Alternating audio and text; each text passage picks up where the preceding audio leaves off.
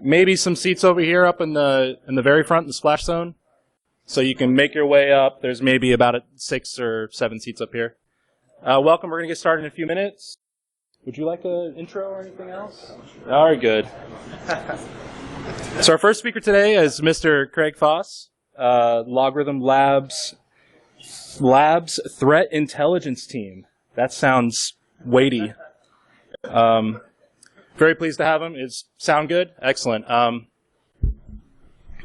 So again, we're going to try to leave some time for questions. If you need anything, let me know, and I think we're going to take it away as long as AV is happy. Excellent. Thank you.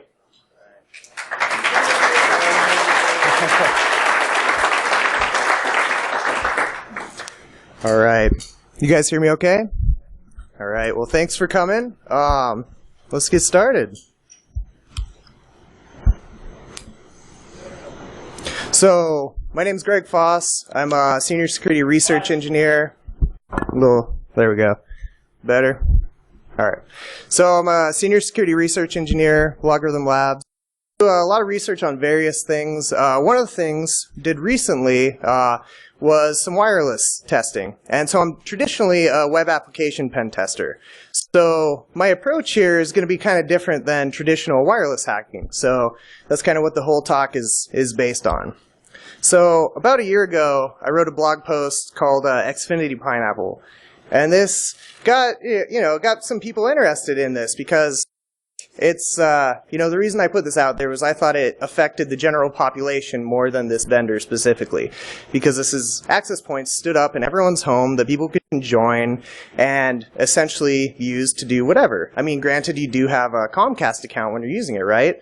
But the way these things are set up makes it super easy to clone them. And same with tons of other access points and tons of other captive portals out there. So that's essentially what we're going to dive into today. So first things first, pretty much everything I'm going to talk about is illegal, so I'm not liable for what you do after this talk. So right here is the rules against like wireless piggybacking, stuff like that. I'm also not a professional wireless security person, so I do a lot of pen testing and security research, but not all focused on wireless. So, take what I say with a grain of salt, especially when it comes to legal terms, because I'm definitely not a lawyer either. So, with that, we aren't going to really have time to go into wireless basics, so like, 802.11, web cracking, WPA, all that stuff. We're not going to really have time to touch on this. So, the agenda for today is what we're going to be talking about. First, how to get free Wi-Fi, get free internet access through basic captive portals. And then, access point cloning. What are ways to easily clone and weaponize captive portals for easy and rapid deployment so that you can attack users and companies and things like that? And then, client attacks. We're going to go to the next stage. What do we do after we've actually popped an access point or gained access to an access point? Attack clients. And then, we're going to have some fun with man-in-the-middle attacks. All right, so first, free Wi-Fi. The thing with free Wi-Fi is it's essentially everywhere. So, I mean, there's not really even much point in talking about it unless that's not the goal. Unless your goal isn't to just get to the internet, right? Maybe you want to attack a user on a certain network or something like that. But there are lots of ways to bypass basic captive portals out there. Cool thing is sometimes if you just use Tor or VPN, some of these captive portals will just allow those ports. The only things they block are 80 or 443 until you authenticate, which is funny, but it actually works. You can also try appending a .jpeg or .png to the end of your strings, and it'll try and render it as an image. A lot of captive portals still allow this through because they go and pull images from other sites to serve on their captive portal. Look for open redirect flaws. This is where we're getting into the web application. And iframes, because you can use these to browse other pages from within their captive portal. So you can just browse the captive portal and look for like an open redirect and actually redirect to a page you want to go. And you just keep using that to view pages. Or find an iframe and just change the client-side code. Sometimes this stuff just works. And then tunnel over DNS. This is my favorite because it always works. Because they never block DNS because they want you to be able to look up servers. So if you just set up a server at home and then have it set up over DNS, then you can actually get to it usually. So it works really well. And these same tricks work if your ISP actually suspends your internet access, which is really cool. So say some of them have like a time limit or something like that, you can use these tricks to get around that. So on time-limited access points, there's a lot of ways that you can get around these. So one of the easiest ways is just change your MAC once the time runs out. Super simple, because that's mainly the only identifier that they use. So super simple.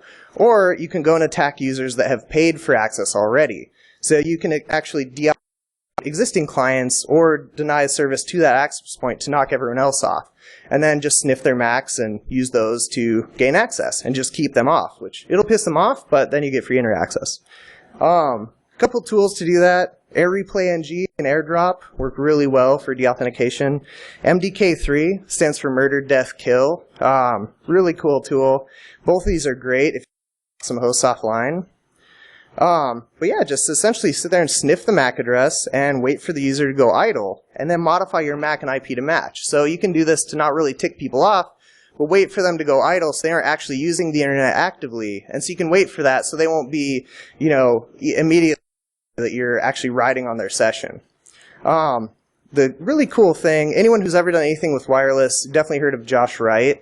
He has tons of amazing tools out there for wireless attacks and things like that. One of the really cool ones is called CP Scan. And essentially, this does this for you. It'll automatically go and hijack sessions of other users while just waiting to go idle. So it does all this in the background for you, which is really cool. So it automates this very manual process. Now, hijacking access points can be very easy as well. Anyone in here like to fly drones? Yes. Drones are awesome, but they also come with no security whatsoever. So, like, wireless security is non-existent on these things. So you can all you have to do is get the app, and then you can hijack any camera that's around you, any drone camera that's around you. It's cool because you can take pictures, you can do all sorts of stuff. You can't control the drone, essentially, but you can control the camera, which can be useful. So you just have to look for, like, the Phantom drones. They all come with the Phantom _, and then it's usually a long number. This one's mine, so I call it Best Korea Drone, just because it's funny. But yeah, that's how you find these things. Then you can just hijack them super easy, and then you can see what they're seeing, take over. Pretty fun. Now, the cool thing about free internet is a lot of times people are just willing to give this out, right? So right here's a good example. This guy he just asked someone for their ISP credentials, and they gave them to him. So a lot of times we don't even need to go through all this work, right? But let's get into cloning. So let's talk about how we're going to actually attack some access points and attack some clients. So the evil twin attack. This is an attack that's been around for ages. It's a very popular attack, very easy to implement. I mean, the Wi-Fi Pineapple was essentially created to do these attacks. It works really easily. So let's dive into this a bit. So first thing you have to do is find a wireless access point. There's tons of apps and tons of ways you can do this on your computer. This is just one on your Android phone, just the Wi-Fi Analyzer app. Really good for finding those access points. Simple, right? Just drive by your target, right? You don't even have to get out, especially if you get a very long antenna. You can reach these from very far away. So you can actually target very far away businesses and clone their access points for when you're at that business later that week, right? So basic captive portals. The cool thing about these, in terms of web application security, is they all are prone to basic web app vulnerabilities. A lot of them are. So like right here, you can see this page is served up over HTTP, so we could sniff the communication. And then right here, they're passing the MAC address in plain text within the string right here. So all of this is super easy to sniff. So if you're trying to hijack someone's session or something like that, it's easy because it's in plain text right there. You don't even have to join to find this. You just have to start sniffing at them, essentially. And there's tons of these access points. They all ask you to provide various information. Some of them are very complex. Some of them are very basic.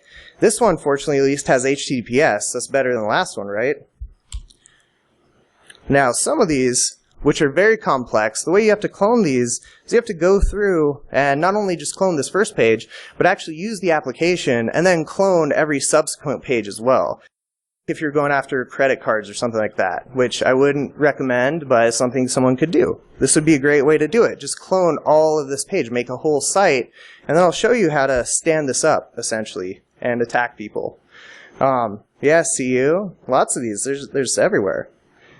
So, but all of these are fun, but the ones I really want to focus on are the ISPs, because these give us the most bang for the buck, right? And these are everywhere, especially one of them. This happens to be Xfinity. This is their map of Denver, and it's essentially just everywhere. These are the Xfinity Wi-Fi home networks that are available. So these are the ones that are bridged off of access points that people own or rent from Comcast, and they bridge these access points off of their existing network. So this is essentially a map of that, and this is why I went this route, because it's such a wide attack surface. So how do we do this, right? What are the steps to clone and weaponize access points? Pretty simple. Connect, wait for the splash page to come up, close the splash page, open it in your browser. Visit some random page. Usually HTTP works better than HTTPS, just based on the captive portal. But then when the splash page comes up, clone everything, download the whole page, and then use subsequent pages, and then clone those as well. Just download them. So once you get all the content, you also want to change your user agent string and do the same thing. So you want to change it to like an iPhone or an Android or something like that, so you can get the mobile versions as well. And we want to do some dynamic redirects based on what the user clicks and everything like that. And then replace the form processor. This is the key part, and I'll show you guys the processors we use. But essentially, once you switch out the form processor, then instead of, passing them through or whatever it originally did, you just log their credentials and then pass them through to whatever you decide to send them to next. And then modify the HTML of the page to point to your new form processor. Simple, right? And then deploy the captive portal. And we'll talk about all the ways you can deploy this shortly. And then once you deploy this, you want to set up IP tables in a way that once people authenticate, they'll be passed through transparently. And I'll show you how to do that as well. So here's a basic cloned access point. So this is the mobile version here. Here's the standard version, desktop version. And so this is just one of the basic Xfinity Wi-Fi captive portals. And so right here are the logs. And so you'll notice I have two log messages. So the reason is I actually have them authenticate twice. The first time I always have it fail, and then the second time I allow them through. This is because in case they fat finger it or something, I don't want to get the wrong credentials, and it looks believable to them. Because how many times do you enter a captive or your password and have to type it again, right? So I did this so we could make sure to catch the right credentials. Now, mobile cloning. A lot of times you don't have your computer with you, but there's a really sweet access point that you buy that you want to clone, right? So there's a lot of tools to actually clone with your phone. So first one is HTTrack, which is a very cool tool. You can just browse these sites and clone the entire thing. You can actually set it to go through and index the site too and clone everything. The cool part is once you clone it, it actually keeps a nice little index of all the pages that you've cloned essentially right here. So super simple to go back and pull those off your phone at a later time. Now, there's another tool called VT-View-Source. This allows you to view the source code, and then you can pull the page content that way. This one's not as easy to pull down. It takes a little more work, but you can pull exactly what you want when you're using this app. So now that we've actually talked about how to do this, let's talk about how to attack clients, how we're going to actually go after some clients with this, right? So how to deauthenticate clients and deny service to access points. So error replay NG, we talked about this earlier. Just basically pass the deauth flag at the access point you're trying to deauth users from. File to air, another tool by Josh Wright. Really cool tool to drop connections essentially. And then spoof the access point MAC. Good way to essentially do that. So spoof it. So once you knock off the real access point, you want users to connect back to you. So take out the real one, set up your fake one, and then have everything pass through your computer. Essentially what we're doing here. And then MDK3 as well. So essentially, this is what we're doing. Now there's a really cool tool that I found a while ago out on GitHub. It's by Sofron, I believe. So Wi-Fi Fisher is a really cool tool because it does all the things we just talked about in an automated fashion. So you can go through, kick clients off, stand up a fake access point, all that good stuff, very automated, which is really cool. And so essentially, this is what we're looking to get, right? So here's our little pineapple. This is a typical method to deploy this. So essentially, first method, Wi-Fi Pineapple. This is a great tool, and you can actually go buy one. I think they have the Hack5 shop upstairs. So yeah, you should totally go get one of these. They're awesome. They're really fun. It makes these type of attacks really easy to deploy and see through to the end, essentially. But there are some caveats to it. There are some tricks that I found that you have to implement within captive portal spoofing specifically to get them to work on the Wi-Fi Pineapple. And so I'll go over those right now. So the first thing you need is a generic splash page. So what we do for that is we just have this basic splash page, and all it is a redirect. It just redirects the destination on the pineapple where we posted the real code. And so I do this because we're deploying different captive portals all the time. So I want to make a bunch of different folders. So right here we just make a directory, and so we just put each different company or whatever we're cloning in this directory. And so whatever pen test you're on, you can redirect them dynamically depending on the use case. So that's just why I like that, that configuration. Now the landing page, this is essentially whatever page you just cloned, but there are two pieces of code that you'll need to get this to work on the pineapple. The first of which is this JavaScript up here.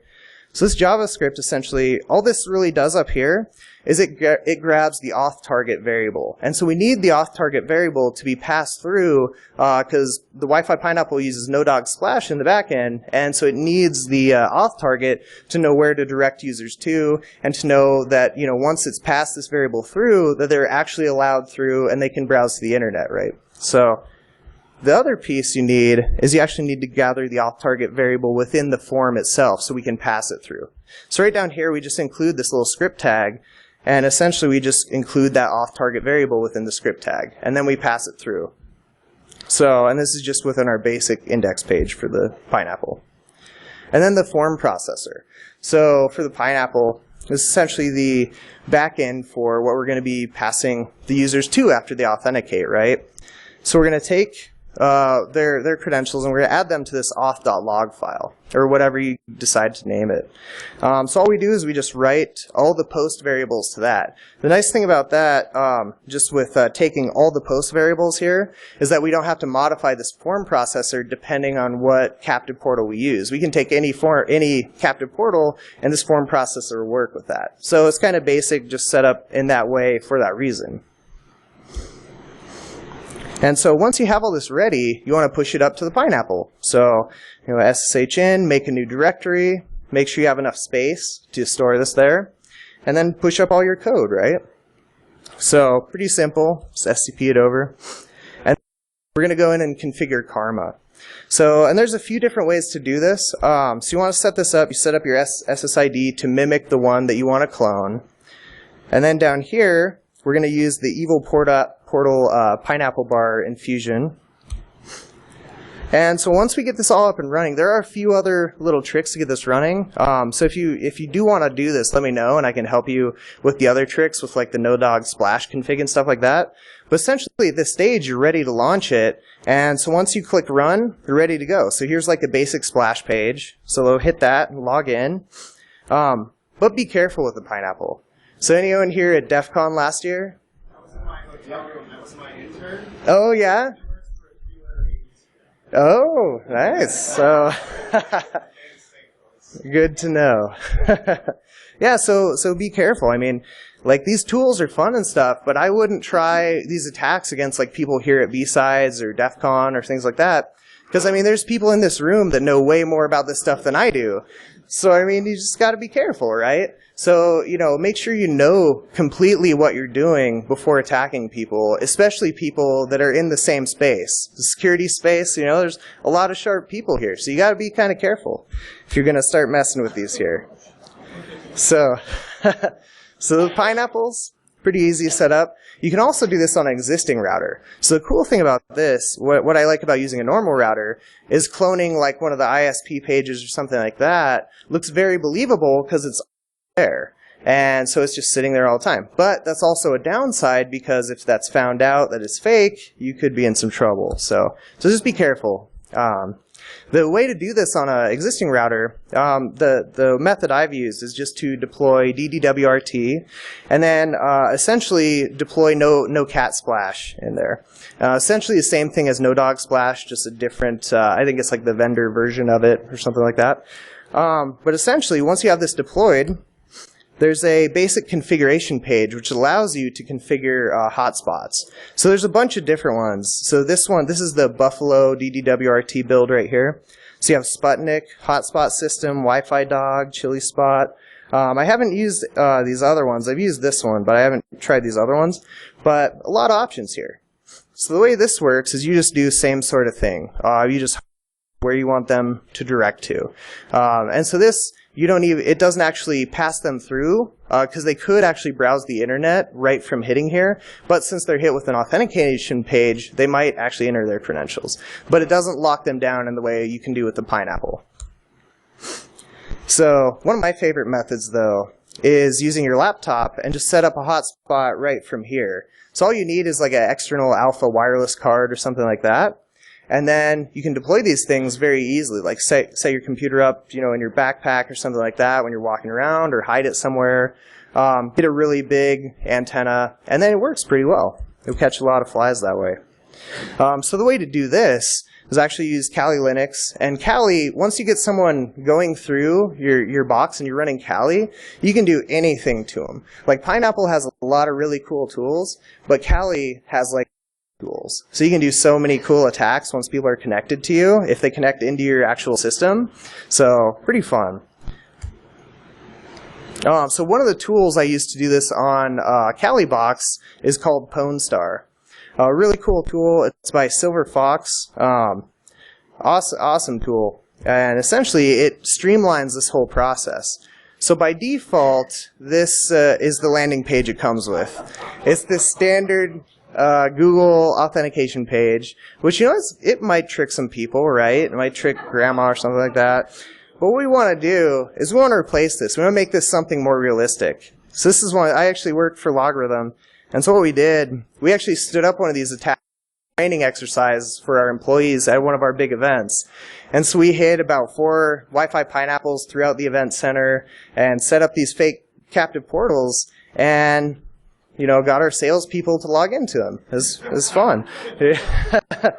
The key, though, if you're going to do something like this, it's not to call anyone out or make fun of them or anything like that. Even though they are salespeople, we don't make fun of them. But it's to train them, to show them these kind of attacks are very real, very easy to deploy, and they could be deployed anywhere. I mean, I'm guessing right here at BSides, some people are probably running some fake APs. I'm willing to bet. But it's fun, too. It's fun doing this stuff. So how's this work, right? Let's see the back end of essentially this attack using Pwnstar.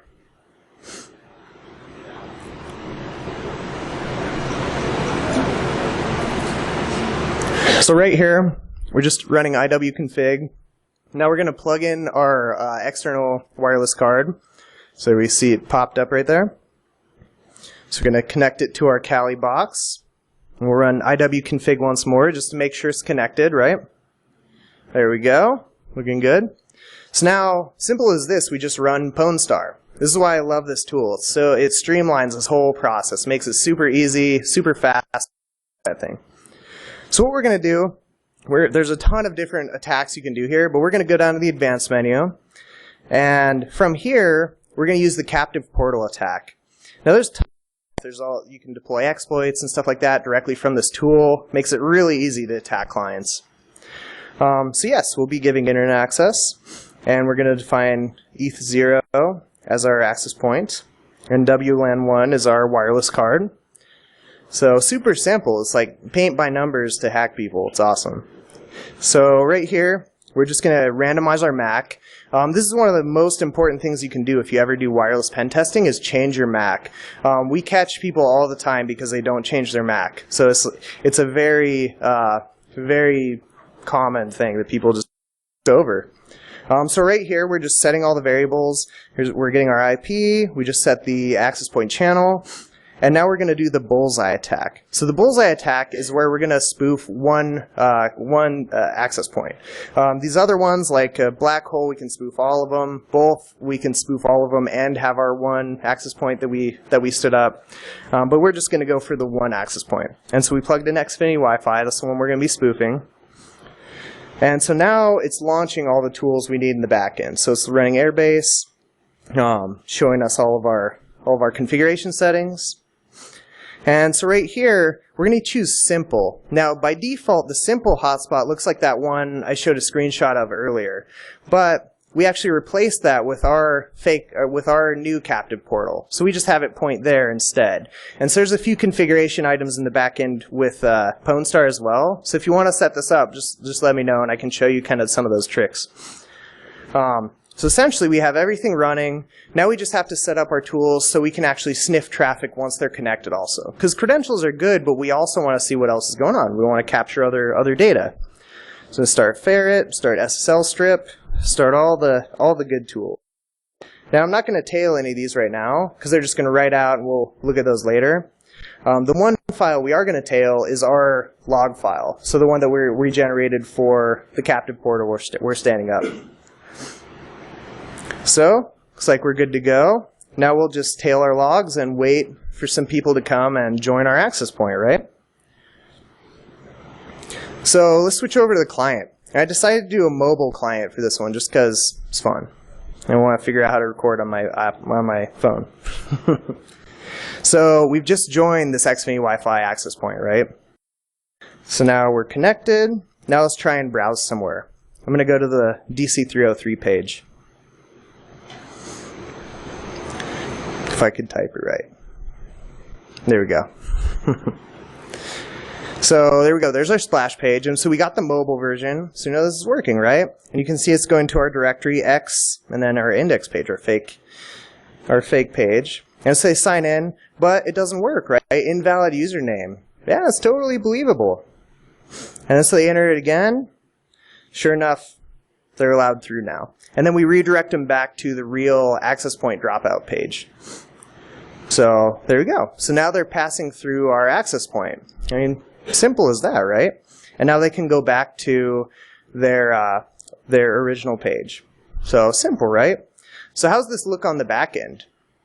So as we can see right here, we'll see some queries starting to run here. And essentially, this is all the apps on my phone's back end just calling out from the second I connected this thing.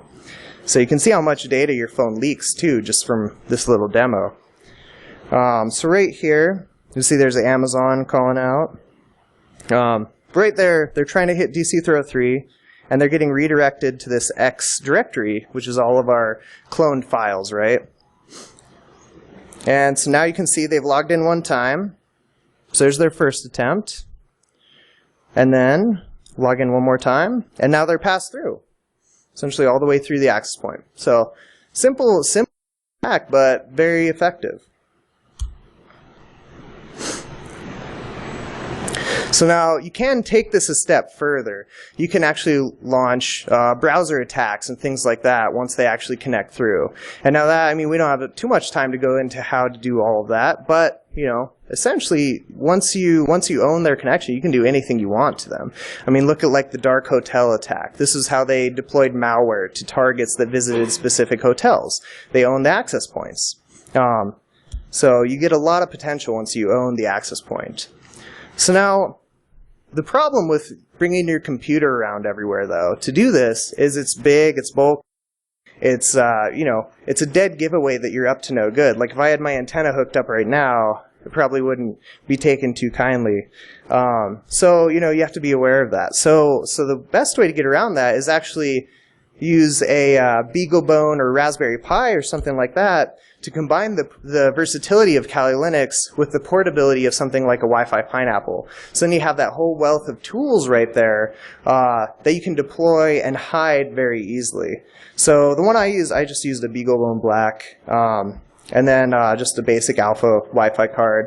And there's smaller ones that you can get now, so they can be even more stealthy. So once you set one of these up, this is kind of what it looks like. And you want to get creative with these things. You know, you can tape it together. You want to make it look like something that's supposed to be there if you're going to deploy this within some organization somewhere. And hide them somewhere where it's not too easy to find, right? So, next thing though, say you want to take it to the next step and actually do this from your phone directly. So, anyone here mess with NetHunter? Very cool. There's so much potential within NetHunter. You can essentially do all of these same attacks right from your phone. You can actually install Pwnstar on NetHunter as well, so it works really well. The other option is also Pony Express. They have some really cool tools like the Pwn phone and stuff like that. They're actually even more extensible. You can do like Bluetooth attacks and stuff that are very cool from the Pwn phones. So essentially, here's what it looks like. This is actually a few versions older, the splash page here, but you can essentially have Pwnstar up and running on your phone. Now, when people connect through here, it's going to be pretty slow. So, you know, you're going for credentials essentially if you're going this route, but, you know, at least you got the credentials. Now, tons of other ways to do this. Lots of tools out there. Definitely check out the Pony Express guys. They have some really cool tools for deployment in this kind of scenario. Check it out. TP-Link access cards are very good as well. So definitely look into those. So now what about man in the middle? Now that we've covered kind of how to build these attacks, how to clone some web pages, how to actually do some stuff against clients, what about actually getting into man in the middle? How do we actually get usable data out of this, right? There's tons of tools out there for man in the middle. These are just a few of my favorites that I've listed here. But essentially, I mean, we could do a whole talk on just man in the middling traffic, especially once you own the access point. But the cool thing about captive portal-based access points, if you're after a client, you don't even need the captive portal to attack the clients. The captive portal just blocks you from accessing the internet. It doesn't block you from accessing other people's computers. And that's a big gap I've seen with companies we've talked to about this kind of thing, is they don't realize that, oh, you can actually access my system when I'm on this access point, even though you didn't authenticate to it. So I mean, it's a big target right there. So if you know someone's on an open access point, you don't even have to have credentials, just go after that person, right? Now, what about some fun with man in the middle? Anyone ever mess with Snapception? This is a fun tool. Essentially what this does is it takes Snapchat pictures and it actually decodes them and shows them on the screen. So as people are uploading Snapchat images and stuff like that, it just pops them out of the network and shows them to you. So it's funny because people think, oh, no one's going to see this, but you can right there. Love Thy Neighbors. This is a really fun project. This is also by Josh Wright. Really cool tool. Essentially, you can do some evil people, like progressively blur images on pages. You can like send them the cat facts and stuff. Like it's real. There's all sorts of fun stuff. Airpwn. That actually came out at DEF CON like a long time ago. But you can actually still use this to do some fun attacks. Interceptor NG is actually one of my favorite little tools just for using on the phone, essentially. It has an Android application. There's also a Linux client application for it as well. But really cool because it makes it super sidejack people just by sniffing their traffic and ARP poisoning, all that good stuff. And there's tons of other things you can do. But so let's take a look at Interceptor NG. Just because I really like this one. It's a fun one. So first we're going to spin it up. Got my little Android phone here. This is my wife's iPhone right here. So right now we're just scanning the network. We're going to find the IPs. So now we're going to pick her phone out. And we'll just select that one. And so now we're going to go over and we're going to spin up, or we're going to select resurrection, SSL strip, lock screen off. So we can set this up and lock our phone, and it'll keep running in the background. We don't have all this stuff running. We want to save a PCAP, do all that good stuff. So right now, we are ARP poisoning my wife's phone, and she's just going to visit Amazon. Have to refresh it again. You'd think a recording it would be better, but. So now we can see her phone's traffic is going through our phone, and she's browsing Amazon. And just like that, we've stolen her cookies. This is because Amazon does some requests over HTTP that do send the cookies sometimes. You can see we're logged into her account. We just select it, and now we can log in. This is why I like Interceptor NG so much. So easy to use, super simple tool, very effective to essentially hijack session tokens.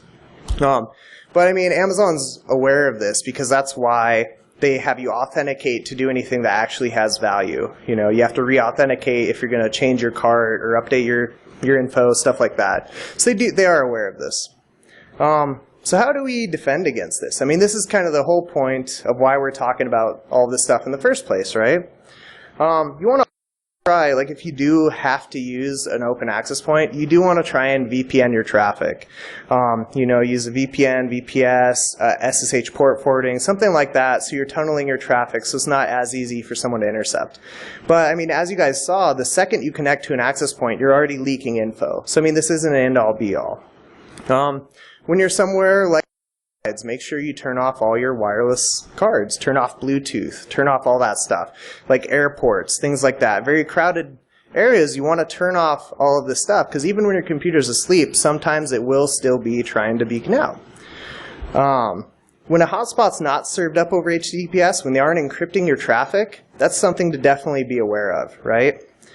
And then duplicate networks with different encryption. So say there's one network that has WPA2 encryption and then one network that has no encryption but same name. That's something you definitely want to be aware of, and you want to avoid the one that is that is open.